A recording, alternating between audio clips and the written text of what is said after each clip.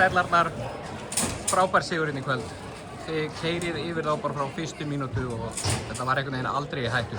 Mér fannst bara orkustigið okkur mjög gott frá fyrstu mínútu eins og þú segir og mér fannst að haldast út leikinn nokkuð gott sko, sem mikilvægt. Það auðvelt að missa það þegar svona komið munur og fyrir að líða á seinni hálfleikinn, en mér fannst við bara heilt yfir góður þetta. Það náttúrulega kom einhverjum svona kaflar alltaf í leikjana sem að liðin svona slaka aðeins á. Nei, sko, Njarðvík góður í körfu, sko. Það nú bara líka þannig að og svo við byrjum vel, þá halda þeir áfram að stila og þeir eru með hellinga góðan köllum. Þeir taka á áhlaup þó svo við slökum ekki á, þeir eru með hellinga góðan köllum, þannig það náttúrulega. En ég sá framfarir, fannst mér allavega í frákvæstunum hérna í kvöld.